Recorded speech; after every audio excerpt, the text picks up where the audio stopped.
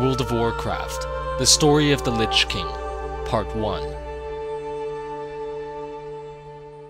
Ner'zhul was the former Elder Shaman and Warchief of the Orc clans that resided on Draenor. He remained uncaptured by the Alliance and undeterred from his will to obtain power even after the destruction of the Dark Portal. But to understand this character's fate, we must first delve back into his past. Ner'zhul was the chieftain and Elder Shaman of the Shadowmoon clan, and is stated as one of the most popular figures in all Orcish history.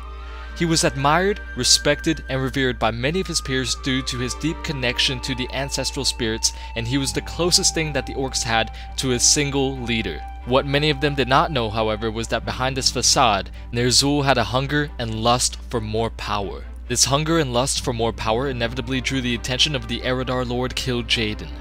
However, the Deceiver did not reveal himself to Ner'zhul as his true form initially, but instead decided to trick the Elder Shaman by appearing as his deceased mate, Wotlk instead. Kil'jaeden warned Ner'zhul about the menace of the Draenor and how they were supposedly plotting to destroy the Orcs when in reality, they were not.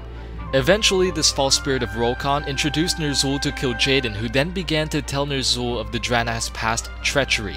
This treachery involved the Draenor under Velen's leadership leaving Argus and forsaking their fellow brother and sisters in basking in Sargeras' power. Since Velen and the Draenor refused to follow the rest of their people and walk in the path of corruption, Kil'jaeden saw this as a personal betrayal by Velen and vowed to hunt him and his people down until they were inevitably executed. Of course, Kil'jaeden did not reveal this to Ner'zhul.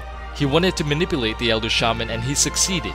Ner'zhul, believing that he was saving his Orc people, gathered the Orc clans and began initiating attacks on Draenor settlements. The Draenor, who in the past had no quarrel with the Orcs whatsoever, were caught completely off guard as the Orcs began mercilessly butchering their people and raiding their villages. As this ongoing bloodbath continued, however, Ner'zhul grew suspicious, seeing as to how Kil'jaeden bore so many resemblances to the Draenor. He also noticed Kil'jaeden's burning hatred for the Draenor and especially for their leader Velen. Ner'zhul was also dumbfounded when he noticed that the connection that he had once had with his ancestors seemed to be weak and even close to non-existent ever since he followed this Eredar Lord. Seeking answers, the Elder Shaman traveled to Oshu'gan, where he was horrified when the spirit of his ancestors stated that he was being manipulated by the Deceiver. Ner'zhul then left Oshu'gan with the will in mind to defy his demon master, but Gul'dan, his apprentice, had followed Ner'zhul and had seen everything that had transpired. Gul'dan, seeking more power just like Ner'zhul, reported this information to Kil'jaeden, who then elevated Gul'dan to Ner'zhul's former position. In other words, a pawn for the Legion. Ner'zhul was then stripped of his power and social status within the Orc clans and watched helplessly as the Orcs fell to bloodlust and fell magic. However, Gul'dan made one mistake, a single mistake that would result in his undoing. He allowed Ner'zhul complete access of all of the Shadow Council's record and documents, and it was through this that Ner'zhul realized that Kil'jaeden was planning on feeding the blood of the Pit Lord Manaroth to the Orcs, which would bind them to the will of Kil'jaeden. However, after being fully stripped from his social status, none of the other Orcs would listen to the Elder Shaman's warnings, except one. Durotan of the Frostwolf clan refused to allow his clan to drink of the demon blood, which caused the other Orc clans and Gul'dan to become highly suspicious of them and their future activities. Durotan and his wife Draka were the only ones aware of this message sent by Ner'zhul, a secret that unfortunately died with them only a few years later. After the war with the Draenor had passed, and after the Alliance pushed the bloodthirsty horde back into Draenor, the Dark Portal was finally destroyed and the Orcs were unable to continue their assault on Azeroth. However, the bloodlust of the horde remained undeterred. Terran Gorfind devised the plan of opening up new portals to new worlds for the horde to conquer, for there must be worlds out there that would yield little to no resistance against the might of their Orcish army. Ner'zhul then agreed to Gorfind's plan and stated that he needed 4 items: the Skull of Gul'dan, the Book of Medivh, the Jeweled Scepter of Sargeras, and the Eye of Dalaran. However, as Ner'zhul reopened the portal to Azeroth, he and his forces were confronted by Neltharion the Earth Warder.